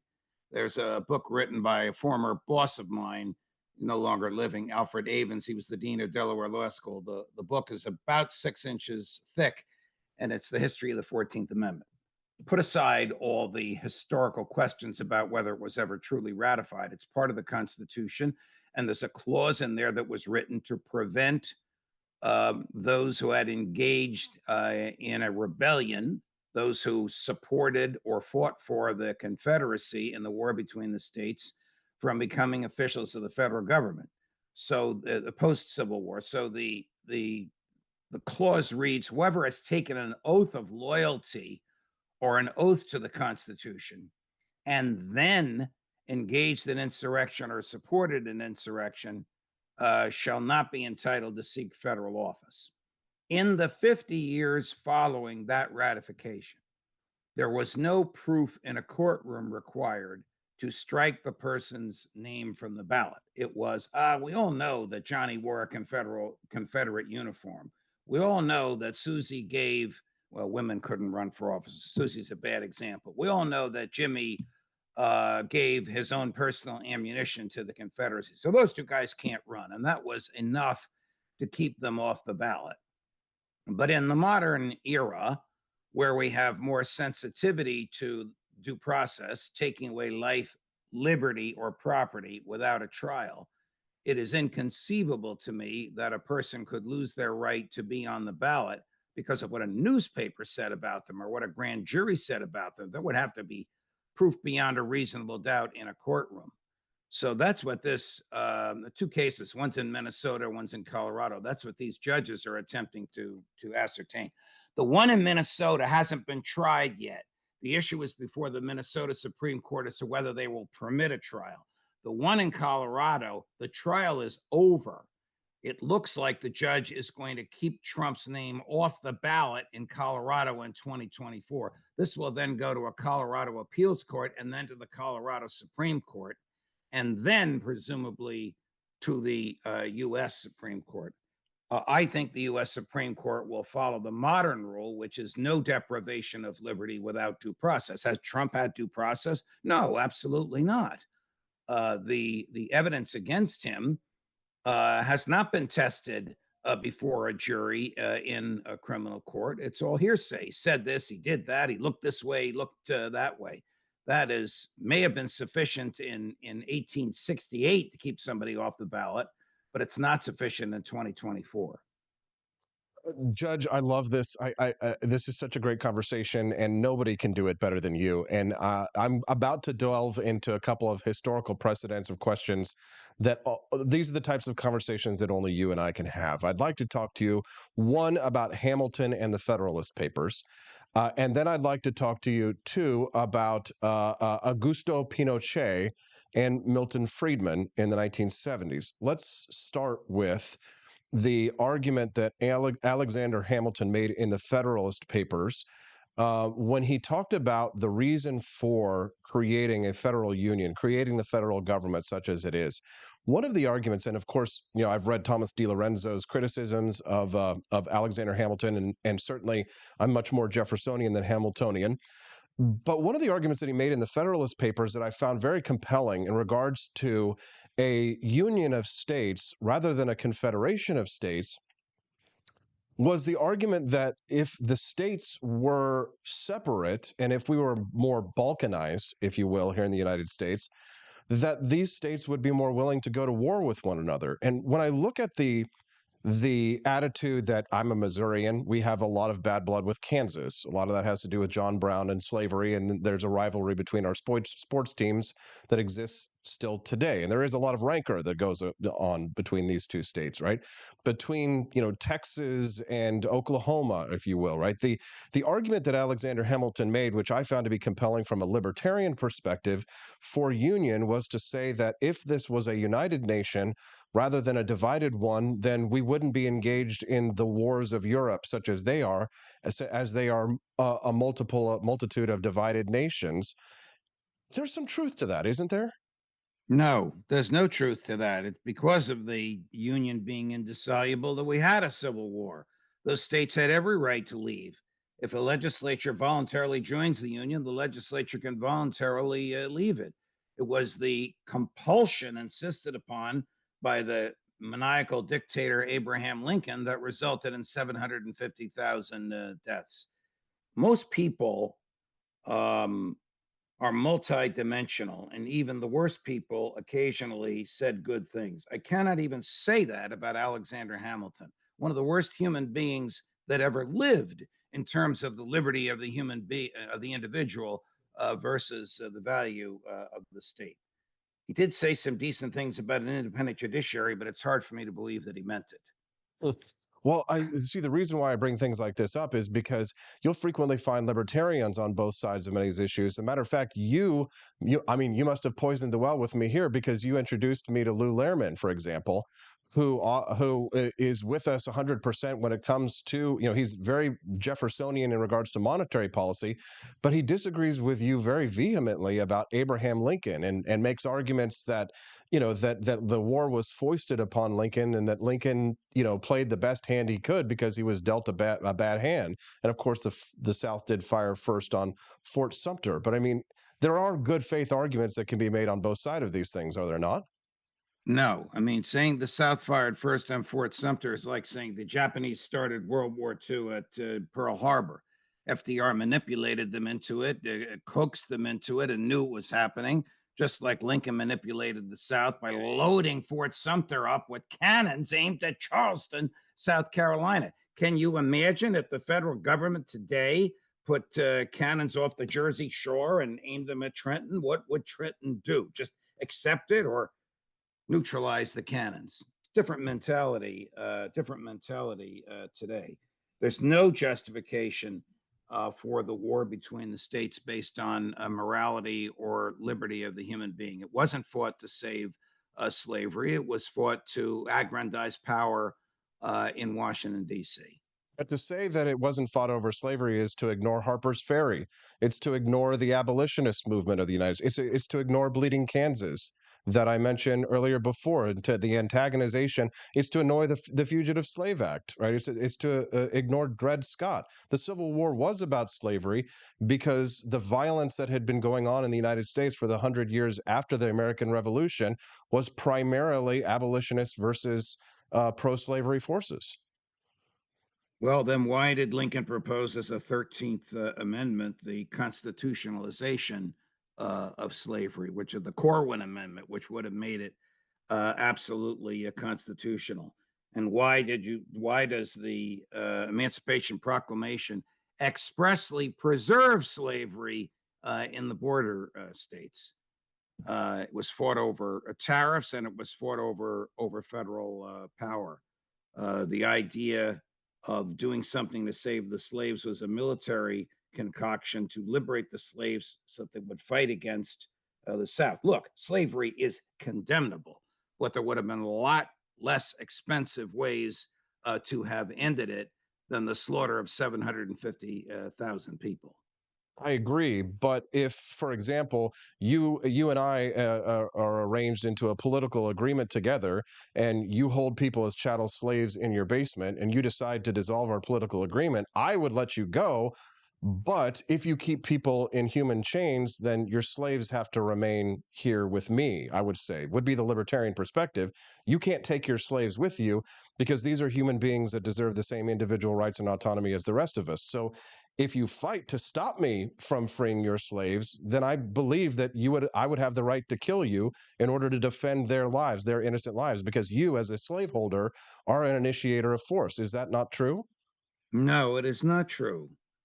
It is not true unless you want to go around the world looking for monsters to slay, whether they're in Atlanta or in Moscow. But it's not around the world. This is our nation, and they were a nation together. I would say it would be right to buy up their slaves if they would sell them, but they wouldn't sell them. That's entirely different because that doesn't involve violence. Absolutely would have been right to buy it. The Fifth Amendment contemplates, I disagree with this, but the Fifth Amendment contemplates the condemnation of property. To the Southerners, human slaves were property. They could have been condemned. paid for, and liberated. But if they wouldn't let them go, but if they would not let them go, if they would not sell them, if they would not give them up, then what? I don't know the answer to that, but I'm not in favor of federal bloodshed against Americans. You know, the Civil War was the worst, most tragic, violent confrontation in the history of the world. It was the first time that a government attacked civilians. It was the first time that a government slaughtered its own. And as a result of it, Abraham Lincoln is deified as if he's the fourth person of the Blessed Trinity. He was a monster of the highest sort. Yeah. See now, and everything that you said, I said to Lou Lehrman back in the green room at Fox, and we had these exact same conversations and debates. Yeah. But I never got to pose these questions to you back in the day because we were I love Lou. Lou is a Catholic convert and a daily communicant and a terrific human being, but he's blind when it comes to Abraham Lincoln. Blind, not partially blind, totally blind. I love these conversations, Judge. These are big brain conversations, and I wish that we had more time to talk about them. I want to talk to you about Augusto Pinochet. I don't have time, unfortunately, especially because I want to give you the opportunity to share with us who you have coming up on your awesome show, Judging Freedom, and preview for us your weekly column. I have ex-military intelligence Tony Shaffer at 11 this morning on why American diplomacy has failed in Ukraine and failed in Israel. I have ex-CIA Phil Giraldi at 3 o'clock this afternoon. These are Eastern times on why Israel is committing war crimes and there'll be no prosecution for them. My column today is on unconstitutional killings. Almost what you and I were just talking about in theory. Presidents killing people, from George W. to Barack Obama to Donald Trump to Joe Biden to Ukraine to Gaza, and why we accept it today and why nobody questions its constitutionality and why it will only continue to get worse. And how did it start? It started in August of 1945 when Harry Truman decided to murder innocent Japanese civilians on a Sunday morning. Judge Andrew Napolitano, the host of the Judging Freedom podcast and no fan of Abraham Lincoln. If you want to hear more of that commentary, make sure you like and subscribe to his, or Harry Truman's as well, Missouri's only president. You're a fellow Missourian. That's right. And visit his website at judgenap.com. Judge, we look forward to speaking to you next week. And don't let me forget, I want to talk to you very much about Milton Friedman and Augusto Pinochet next week, okay?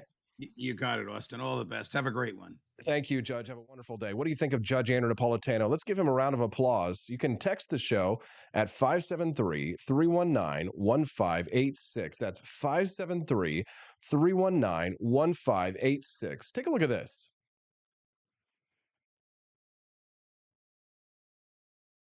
It says Caleb Williams sobbing with his family after losing a football game. Here he is. He's jumped into the stands with his mother, and he's crying after this game that he lost. What are your thoughts on that? Football man cries for the loss of his game. I need some experts on this one.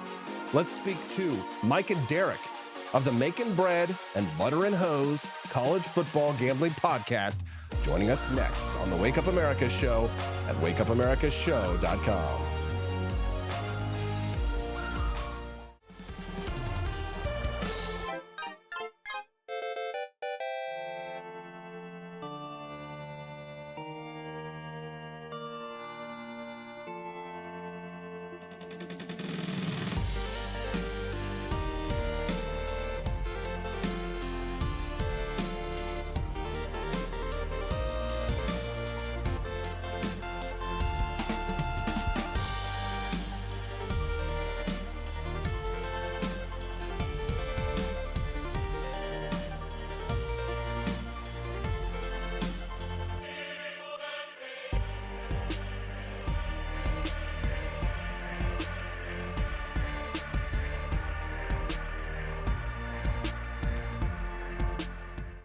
It was 1946. A battle was fought, not overseas, but right here on American soil. The Battle of Athens, an intense struggle against election fraud and for the rights promised by our founding fathers. Driven by the Second Amendment, ordinary citizens stood tall and fought back. Help us expose this momentous battle of integrity and bravery. Your support can make a difference. Visit givesendgo.com/bleedamerican and pledge your support, because we believe in the power of truth, the strength of unity, and the spirit of we the people. Let us not forget, we bleed American.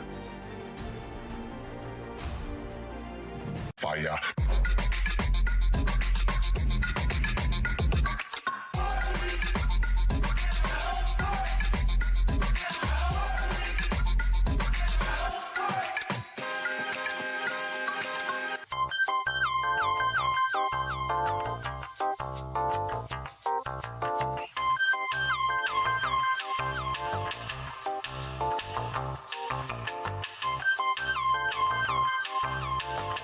Hello, this is Barack Obama, and let me tell you why Austin Petersen stinks, and you should never pay attention to anything that he has to say. First of all, he's a libertarian, and we all know libertarians are idiots. They don't realize how important government is to everything that we do. I recently became aware that Austin has opened up a libertarian shop at apforlibertyshop.com. Now, I'm asking you as a personal favor to me that you never ever visit apforlibertyshop.com. With all of the great Liberty merchandise there, the last thing that we need to do is to get people spread. Good morning. Rise and freedom. I'm Austin Petersen. You're watching and listening to the Wake Up America show at wakeupAmericaShow.com. We're glad to have you here. All 1,000 of you. Do me a favor, would you? Click that like button. Subscribe to the channel if you've been enjoying the content you're hearing this morning. It's nice to see so many new names and faces in the chat. It's awesome to have you here. We'd love to have you come back and join us every Monday through Friday from 7 a.m. to 9 a.m. Central Time. The Wake Up America show streams live. It's a great way to start your day, have a little coffee, maybe a little eggs and bacon, and listen to the news from a perspective of economic freedom and personal liberty. That's what we're all about here on this show. We talk about social issues as well. It's not all about Abraham Lincoln and the Emancipation Proclamation and Augusto Pinochet and all this stuff from the 1970s. We talk about current events. Sometimes we talk about the social issues as well. And every once in a while, we even dive into sports. Take a look at this video of a college football player. Loses his football game, jumps into the stands, sits there, grabs a hold of his mommy. See his shoulders there kind of shaking up and down. Appears to be in tears. Yeah, there he goes. Kind of hitching and coughing and crying. This is Caleb Williams sobbing with his family after losing the game. Now, the man who posted this says this will break your heart. I don't know. I guess not everybody agreed with that because a lot of people were like, man up, weenie. And quite frankly, you know, since I don't watch college football, I need some experts on this. Thank God there are some liberty lovers out there who do watch sports. As a matter of fact, I got two guys right now, Mike and Derek from the Making Bread and Buttering Hose podcast, joining us live right now. What's up, gentlemen? What's going on, Austin? How you doing, guys? Say, it is absolutely an honor to come on after Judge Napolitano giving us Alexander Hamilton quotes and pro-Confederate talking points. How great was that? Unreal. We love having the judge on. Yeah, go ahead. Oh my goodness. Love him. Good. Too, Austin, I got this sick shirt. It's 100% cotton, no soy boy, beta cuck. It's from AP Liberty Shop, AP4LibertyShop.com. How sick is this shirt right here? Look at that. Yes, no lives matter. Yes, those did very well Halloween. Guys, I'm glad to have you here from the Making Bread and Buttering Hose podcast. You're also here on Rumble as well. So yes, I am highly encouraging all of our listeners who are joining us this morning to make sure that they click like and subscribe over on the podcast as well, the Making Bread and Buttering Hose podcast, especially if you're a big sports fan. And I hope that my moderators who are listening right now will drop those links for us right now. If not, I'll definitely do that myself. But I'm pretty sure we got several over there who will be able to do that for us. So, gentlemen, your reaction to this video, Caleb Williams sobbing with his family after losing the game, did it break your heart or did it make your pee-pee shrink? It made look, Caleb Williams is a multi-millionaire in college, right? Like we know this. He's And he's in Nissan commercials. This was a complete theater act by him. He does not care. I can promise you that. He's going to be a high draft pick. This was just sympathy theater. Yeah. I say this is somebody who used to live in Los Angeles and in the heart of Hollywood there. USC has a way of kind of rubbing off on you. So maybe he's getting some of those soy boy LA vibes. Wouldn't be the first time. But I think this is just mostly theater, just him trying to show how much he loves the game. And the week before, 3 weeks before this. So just to put this into perspective for people, this team was supposed to win the national championship, right? Exactly. They're supposed to be the best team in college football. They now have 2 consecutive losses. How many losses they have? Yeah, they got 3 for the year now. 2 in 3 weeks. And he was supposed to be the #1 overall draft pick. So him playing bad, the team not winning. I think this is Gen Z for you. I think it's just like I talked a big game. I run to my mom. Yeah, it gets hard. Yeah, basically that's Gen Z for you. I would not think that like your first instinct. I would not think that your first instinct as a man football player would be to go and cry with your mommy. What does he think he gains from that, benefits from that? Does he think people are going to feel sympathy? I mean, this is the kind of sport where he does. Really? Yeah, wow. That's what they do. To be fair, we did have Tim Tebow back in the day crying against Alabama in the SEC championship game. That was on the field, though. That was him at least, not sobbing to his mom. That was at least an SEC championship game. This was a big game against Washington in the Coliseum. But still, man, I mean, crying to your mom in the stands like that, it's like, bro, man, what are you doing right now? I would just man up on the podium and say, hey, look, I didn't get it done. Yeah. We're not good enough, and I'm going to vow to get better, and we'll go from there. But I don't think you'd see me doing that. Yeah, I mean, running up in the stands. But I don't know. This is where we are. This is it. This is where we are. My wife, she's a therapist, right? So she deals with a lot of men who are dealing with anger issues, or they've got to do, come up with coping mechanisms and stuff. Help and him out. I've got a lot of I've got a lot of friends who like served in the military. They got PTSD and all this kind of stuff. So it's like, I don't want to tell like my fellow men like don't cry or something like that. Maybe this is all theater. Maybe you're right. I don't know, or something like that. But it's kind of like, if it is in this situation, it's fine. But like men crying in general, if they served in war and had to kill people to save their buddies' lives, maybe it's okay in that situation. He's a multi-millionaire. Yeah, this is college football player. Yeah. So that was me. You're not seeing me cry. I can promise you. I would go in sorority row. I've been on sorority row in USC and just plow out some song girls. I mean, life is not that hard, bro. It's not that bad when you're a millionaire in college. Yeah. And you're on Nissan Heisman House commercials every 5 minutes. Every 5 minutes. I mean, come on. If this commentary is any indicator, you guys would definitely enjoy Mike and Derek from the Making Bread and Buttering Host podcast, who are joining us live right now. We're thankful to have you here. Click like and subscribe, and don't forget to visit their Rumble page as well. Looks like our friend Cheeky dropped it over there. They're also on Twitter as well. Butter and Hose. That's ANDHOES. He made that name. That's all him. It's a great name, and you guys got great commentary here. I'd like to talk to you about becoming a multimillionaire in college. A lot of people don't think you should be allowed to do that. I guess Missouri passed a law recently that altered the fundamental structure for whether or not college students can get paid. Do you want to give us an update on that and give us your take? It's wild. Go ahead, tell them. Yeah, so basically you have Missouri there in the SEC. It is the cutthroat league of college football. You have the likes of Alabama, Georgia, 2-time national defending champion. So basically, like we said, these college kids, they can get paid now. Basically, what we had years ago where kids were getting, Dodge Ram trucks under the table, that's all legal now. The state of Missouri, though, has done something interesting to try to keep up in the SEC, to where they're actually allowing high school kids to actually already start getting paid for that NIL money, provided Austin high school kids. Provided they go to a Missouri State school. And with all apologies to Missouri State University, this is 100% going to Mizzou, trying to help Mizzou compete with the likes of Alabama. And now next year you have Texas and Oklahoma also joining the fray. So, but here's the thing about college football. You ever play the game Risk, the board game? It's like that. It is a imperialistic just domination of the map of the United States. Yeah. Who recruits where, who steals recruits from what states. They move in, they get pushed out. It just never stops. It gets dirty. It gets ugly.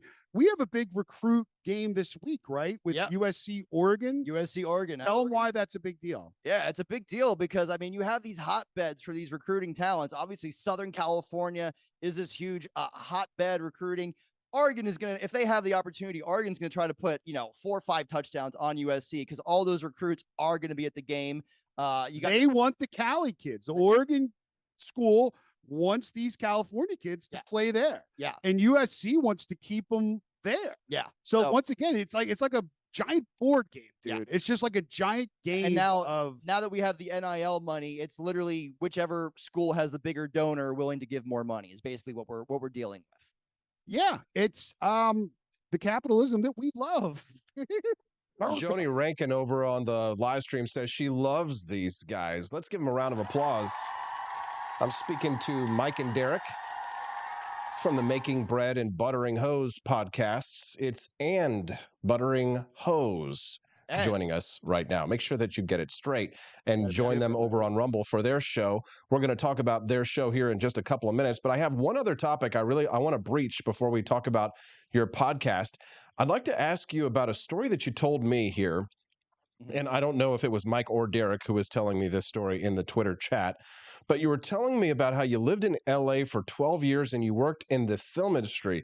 You were repped by United Entertainment, which is one of the big, Untitled Entertainment, one of the biggest management companies. Yeah, I'm aware of them. And you apparently had an experience with them when you came into the woke politics of Hollywood in its early days. You want to share that story with us? Yeah. So I gotta butt in. He was in a movie with Cuba Gooding Jr., believe it or not. He was in a movie with Cuba Gooding Jr. I was. So he is a D- actor, right? I am. He's in the game. He's not high, but he's in the game. He's available. Yeah. So I made a web series based on my adventures picking up chicks in the gay bars of West Hollywood. It's called Down with David. It's been taken down by YouTube several times, but still up. Of course, right? YouTube, of course. YouTube.com/downwithdavid. This web series, I was spamming it out to thousands of people in LA. Somehow it gained the attention of one pretty big writer, and he brought it to literally the desk of the heads of HBO. And before I knew it, my career had, for all these years struggling, literally living on a couch, Austin, in Hollywood, and just, giving my life to the industry. And all of a sudden, things started to happen. I met with the vice president of comedy at HBO. I gained representation by Untitled Entertainment. For those who don't know, most A-list actors, they usually only have like a lawyer and an agent at the likes of CAA, William Morris, or now UTA. The few who do have management, they go to a place like Untitled Entertainment. When I was there, Emma Watson from Harry Potter was there, Jared Leto, a bunch of other big names who actually did have a manager. Like Untitled is who you go to, basically. And so I was there making waves. Donald Trump became president in 2016. And that's when there was a shift in Hollywood, in particular for what I was doing, comedy. And you could feel it, but you kept pushing along. So I meet with HBO in 2018. I'm with Untitled. And literally in the span of about 6 months of when I'm meeting with HBO and having this top, flight representation and feeling like my life, my dreams are finally about to happen, there was just this seismic shift in Hollywood to where all these executives, I mean, we're talking just thousands of people got fired and basically replaced by people with, I'm sorry to say it, but names you couldn't pronounce, or they were from an Ivy League school. I have family who do go, who are a dean at a Ivy League school. So I'm not saying all Ivy League people are bad, but I'm telling you the people in Hollywood from Ivy Leagues, they are very bad. Their view of America is far different. We need lit progressive executives. All of a sudden, my show about picking up chicks in the gay bars of West Hollywood, which when I made it, that was a left-leaning show. All of a sudden, that became a right conservative show. I was, of course, how goofy is that? I was being told that I have toxic masculinity, that I was a homophobe. Literally, the second biggest character in the show is an older gay man, by the way. Oh, he was great in that. He was a great character. And then they're asking me at meetings if I was 100% Caucasian. We're trying to, even the representation levels in Hollywood, all this other bullshit. And then they're actually asking me if I'm 100% Caucasian. Could you imagine doing that to any other, skin or entity? You could be like, well, my great grandma screwed a black guy once, but they didn't have a kid. So does that count? I told him to just say that he's gay. Well, then, Derek, these were based on true stories, right? That you would go to gay bars and pick up straight chicks. Yes, I used to do that too. That was a really good That's good tactic. Dude, West Hollywood, it's literally it's gay dudes and hot model chicks and Russian mobsters. That's basically Yes. West Hollywood. Yeah, that's in New York City and DC. If you were a straight guy, you went to the gay bars if you wanted to meet the girls because less competition.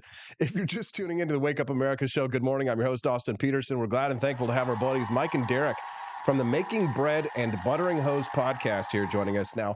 Mike, I think we should just start with you since we just got a great little monologue from Derek. Yeah.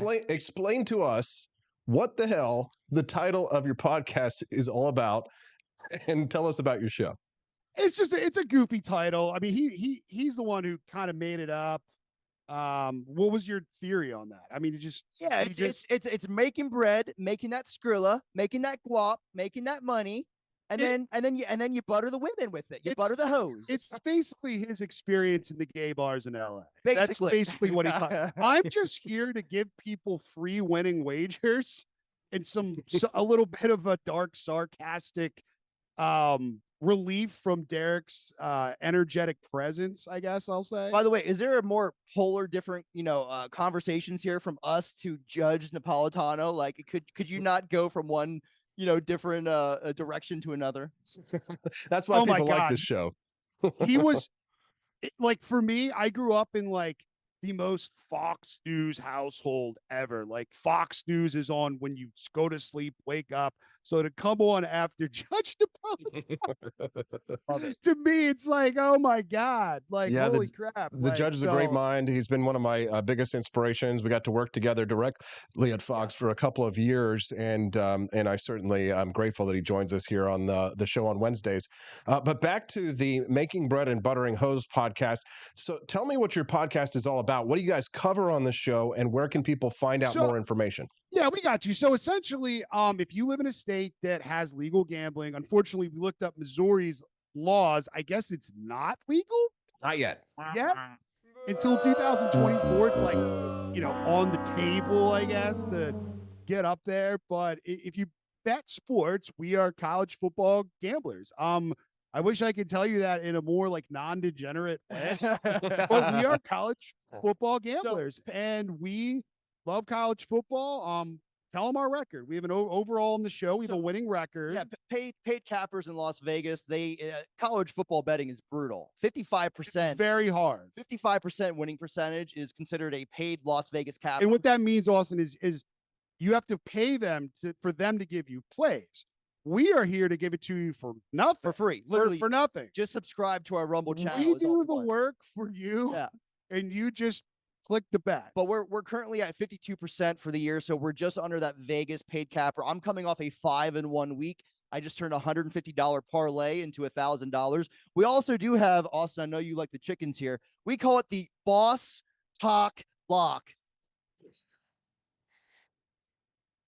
Our boss Bird Gang. Our Bird Gang. The Bird Gang is here. So what that means is the Boss Cock Lock means that it is the play. If you're going to take one bet from us, take the mortgage. You take this wager. Yeah. It is 6-4 in the season. 6-4. We have a winning record on it, so it is profitable.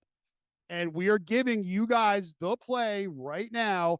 It is UNLV running Rebels to score over 27.5 points. That's right. Against the Wyoming Gay Cowboys at home there. And the game is in the Raiders Stadium, I believe. In Vegas. So it is on turf. So we have a high scoring offense on better field to basically score their average. Very simple, right? Very simple. Boss Cock Lock, week 11. But yeah, we talk about plays. We do make fun of woke culture. As you can tell, that's just who we are. Obviously, I have a personal vendetta against it from what I went through in Hollywood. So we kind of mix in the world of college sports with what's going on here in the crazy times of the leftist communist takeover.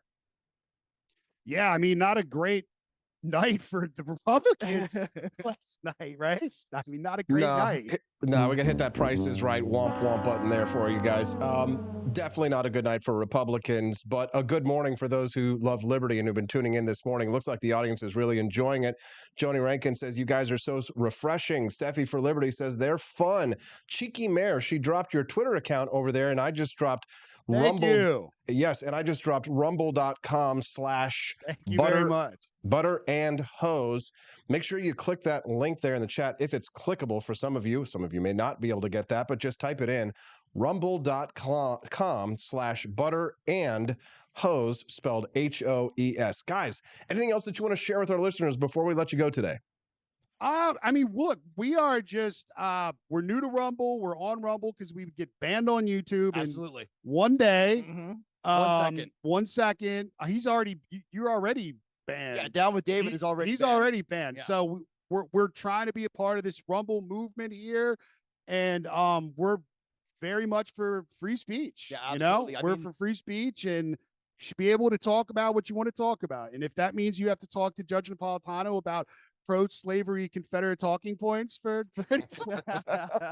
then that's what we should that's I'm for that. Let's do that. The world of sports has been taken over in a lot of capacity, like everything else, by woke culture. College football is one of the last staples of pro-Americana, rowdy Americana, what Austin always talks about, that Western entrepreneurial wild spirit that is America. That is college football. That is us. Follow us. We will not cave to the system, and we're here to grow with all the rest of you here on Rumble.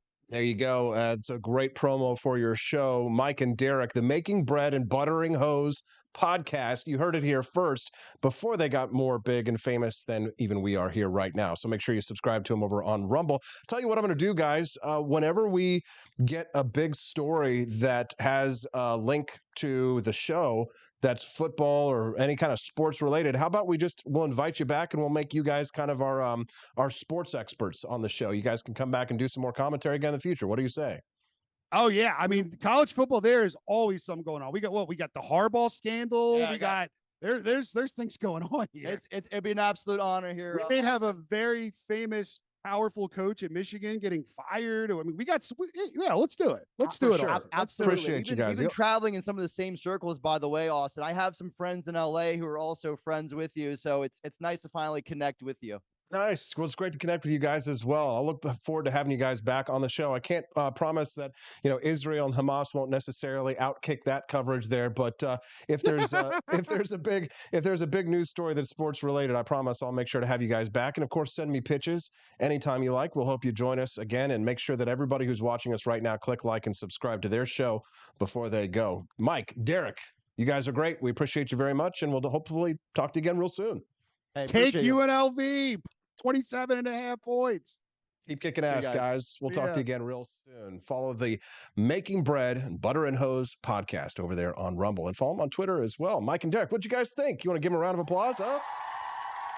A great show today. Yeah, pro-Confederate. Appreciate you guys very much for joining us here on the Wake Up America show live. What an awesome show. I think that today was one of the best shows ever. High energy. I mean, we had bad news, obviously. Terrible news electorally, but we had a great show here today, don't you think?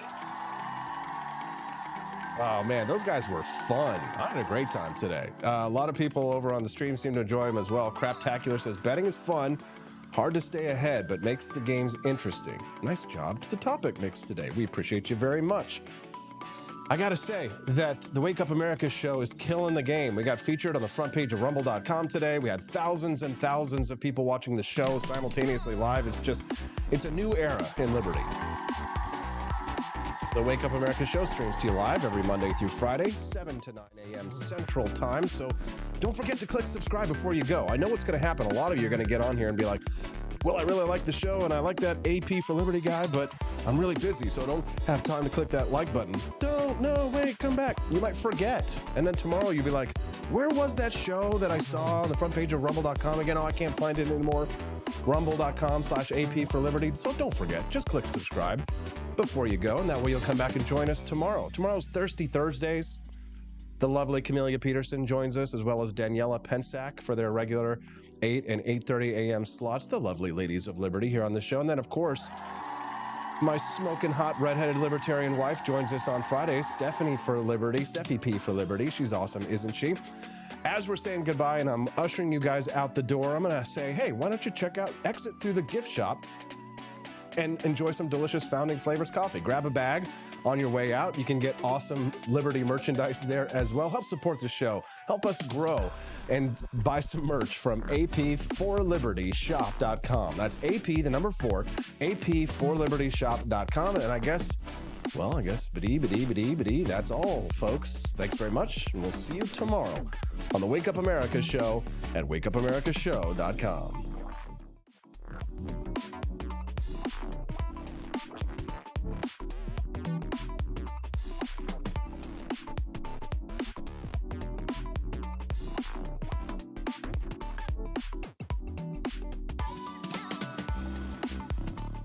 Goose Lodge in Jamestown, Kansas, your home away from home. Choose the comfort and privacy of our individual rooms, each equipped with its very own locking door and en-suite facilities. Or bring the whole family and make memories in our communal space. Snuggle up on our plush recliners or share a meal around the dining table that comfortably seats 8. Our kitchen is armed with everything you need, from a microwave to a full-size fridge. For a bird's eye view, book the Eagle's Nest. Enjoy the privacy, storage space, and its very own toilet and shower.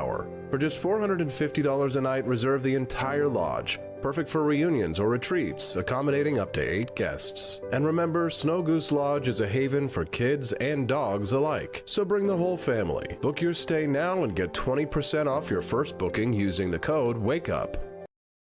Expanse of time, a year might seem like a mere moment, but oh, what a year it's been. In September 2022, Austin and Stephanie Peterson embarked on a journey to wake up America. They began humbly, with just 20 souls tuning in, learning, listening, and though challenges arose, like the looming shadow of YouTube demonetization, their spirit never waned. And now, thanks to you, thousands rise with the sun to join them, to listen, to engage, to be a part of a community. So here's to you, and to Wake Up America, for memories shared, for friends made, for the journey ahead, and for never, ever forgetting to rise and freedom. Happy anniversary. I'm Donald Trump, and I approve this message. Believe me, Austin Peterson is the best. He's got the greatest Wake Up America show I've ever seen. Whenever I tune in the mornings and watch the live stream, let me tell you, he has got the absolute best content. I love his guests. It's just a total blast to watch, and I highly endorse and recommend the Wake Up America show. It's terrific, believe me.